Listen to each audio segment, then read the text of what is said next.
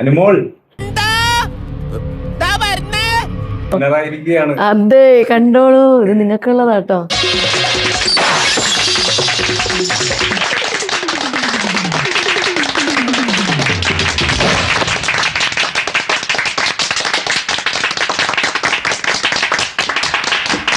അതെ, കണ്ടോളൂ, ഇത് നിങ്ങൾക്കുള്ളതാട്ടോ. എങ്ങനെയുണ്ട് ആ ഹാപ്പിനെസ്? ഞാനത് ഹാപ്പി ആയിരിക്കുന്നു, ഒരു കുഴപ്പമില്ല. ആദ്യം നിങ്ങളോട് ഒരുപാട് നന്ദി സന്തോഷമൊക്കെ അറിയിക്കാട്ടാ, സ്നേഹവും. സാകളെ കേരള ഫയർഫോഴ്സിനും ഇവിടുത്തെ നാട്ടുകാർക്കും മണവാളാൻ സൽസിന്റെ പേരിലും എന്റെ വ്യക്തിപരമായ പേരിലും ഞാൻ നന്ദി രേഖപ്പെടുത്തിക്കൊള്ളുന്നു. ഞാൻ ഇവിടെ ഉണ്ടെന്ന് നിങ്ങൾ എങ്ങനെ അറിഞ്ഞു? അതൊക്കെ കണ്ടുപിടിച്ചല്ലേ? ഇതൊക്കെ എന്ത് 100 ദിവസത്തെ ഒരു ജേർണിയുണ്ട്. ചേട്ടൻ ഇന്റർവ്യൂ എടുക്കുവാണ്.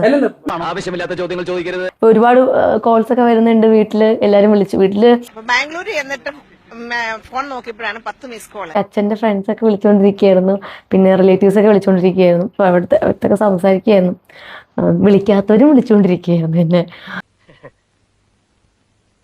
ആർട്ടിസ്റ്റാ, എപ്പോഴും ഫോൺ വരും, വലിയ ശല്യ. അനുമോൾക്ക് കപ്പ് കിട്ടിയ നാടിന്റെ ഇത് ഭയങ്കരമായിട്ട് ഞാന് ശരി കാണുന്നുണ്ട് ആൾക്കാർ. ഉണ്ട് അങ്ങനെയുണ്ട്. 50 പവന്റെ സ്വർണ്ണ കപ്പ്